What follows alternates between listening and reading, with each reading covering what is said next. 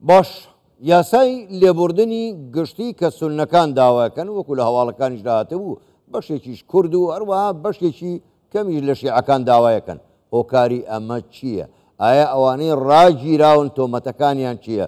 تاوانباری ئاساین دزیە کوشتن تیرۆرە یاخود نەخێر هەروە بە هەڕەمەشی خەڵکێکی زۆر گیراوە و ئێستا داوای ئەو دەرکردنی ئەو یاسایە لە پەرلەمان دەکەن. مانە کۆمەنێک پرسیارن ئێمە لەگەڵ میوانەکەمان قسەی زیاتری لەبارەوە دەکەین. میوانەکەمان زۆر بەڕێز دکتۆر عەمار عەزاوی سەرۆکی سەنتەری یەرمووک بۆ دیراسات و پلاندانانی استراتیژی ڕاستەوخۆ لە شاری بەغداوە لەگەڵماندایە. دکتۆر عەمار شەوتان باش، زۆر سپاس بۆ بەشداریکردنتان لەگەڵمان لەم گەشەی ژووری هەواڵی کوردستان 24.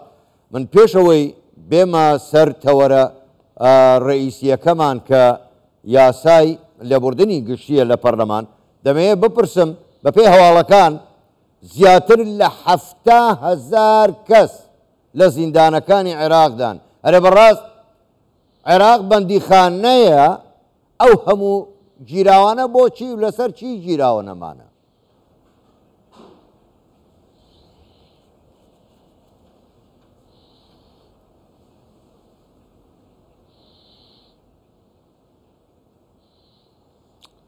نعم بدءا تحية طيبة لك. لا سرتا الصلاة ولا زناب تبين راني كردستان 24 زور سپاس بۆ ئێوە.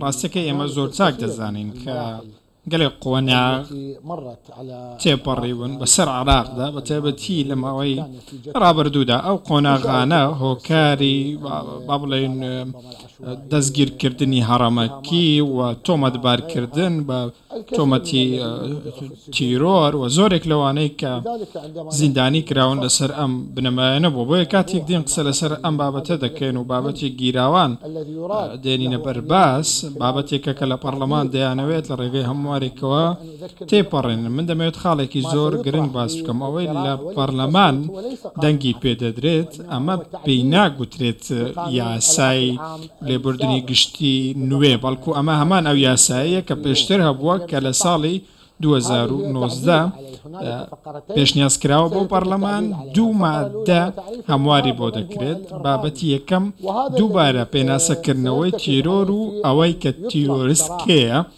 و بابەتێکی دیکەش بۆ ئەوەیە کە ئەو کەسانە ئازاد بکرین کە تیرۆریان بەسەر ساغ نەبووتەوە، چونکە ئێمە هەمیشە کاتێک باسی یاسای لێبوردنی گشتی دەکەین دەمانەوێت یاسایەک کەسانی بێتاوان دادپەروەریان بەرامبەر جێبەجێ بکرێت. دەبێ بزانین چێ بووەتە قوربانی شکات لێکردن یاخود لە جێبەجێکردنی سیاسەتێکی جاری کراو.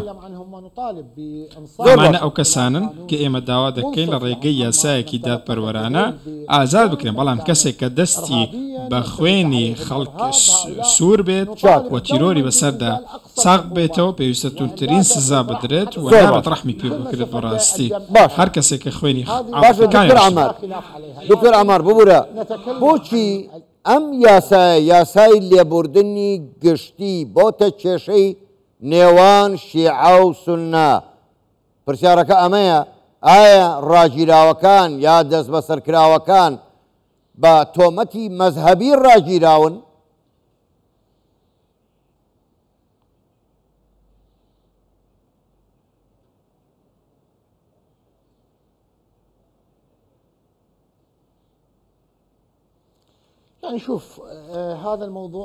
ئەم بابەتە بابەتێکی زۆر گرنگە و بەڕاستی پرسیارەکەش پرسیارێکی زۆر هەستیار و گرنگە. وەکو دەزانن خەڵکانێکی با بڵێن ڕاگیراو هەن لەو کاتەی کە ئەمریکا هاتەنەوە عێراقەوە لەو کاتەوە گیراون دەست بەسەر کراون تاکو ئێستاش و خەڵکانێکی دیکە هەن لە ئەنجامی ئەو پرۆسەوە با بڵێن زیندانی کران کاتێک داعش هێرشی کردە سەر هەندێک ناوچە عێراق لە دوای 2014 ناوچەکان ئازادکردن. خەڵکانێکی دیکە بەهۆی شکات لێکردنەوە دەستگیرکراون. ئەمە شتێکی زۆر گەرەنگە بەوەی کە کەسێکی نهێنی هەیە شکایەتی لێکردون و ئەو کەسەش ئاشکرا ناکرا. هەموو بەڵگەکان ئەومان پێ دەڵێن کە زۆرینەی ئەوانەی لە زیندانەکانن تۆمەتبار کراون جاچە بە با بڵێن دۆسیەی شکات لێکردن بن یاخود تیرۆر بن. من پێم وایە زۆرینەیان سنەن ئەمە شتێک نییە کەس لە سەری ناکۆک بێ شیعەکان بۆ خۆشیان دەزان زۆرنەی ئەوان لە زیندانەکان سنەن و زیاتر لە زارێکیش ئەم قسەیە کراوە و کاتێک داوای ئەم یاسایە کراوە هەمیشە دەڵێن دەبێت بزانین لەو یاسایەدا تیرۆریست چیە پێناسەی تیرۆر چییە ئەمە ئەو بنەما سەرەکەیەک ئێمەش باسی دەکەین پێویستە داپەروەری هەبێت بۆ کەسانی کە دەستگیر کراون یاخود ئەو کەسانی هۆی زیاکاری مەزهبی و نەتەوەیی یاخود هەر شتێکی دیکە دەستگیر کراون.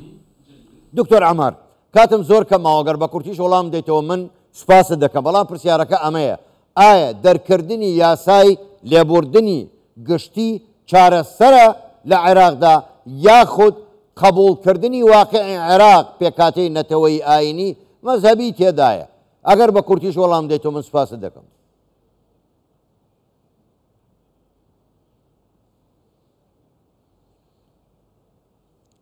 نعم لا بالطبع نەخێر بەدڵنیاییەوە دروستکردنی دەوڵەتێکی مۆدێرن پێویستە لەسەر بنەمای هاوڵاتی بوون بێت کەسێک لە پێناو عێراقێکی یەکگرتووی فیدرالی کار بکات کە هەموو لایەنەکان لە خۆی بگرێت پێویستە بنەمای کارکردنەکەی و ئەوەی کە پێویستە دەوڵەتی لەسەر دروست بکرێت هاوڵاتی بوونە بەڵام هەر ڕێگ و ڕیشەیەکی دیکە و هەر لەقەیەکی دیکە هیچ ئەنجامێکی نابێت قانون و خود یاسای لێبوردنی گشتی داواکاریکی گرنگە و لە دەوڵەتی دامەزراوەی پێویستە ئەم شتە جێبەجێ بکرێت لە ئاستی چاوەڕوانی خەڵک بێت.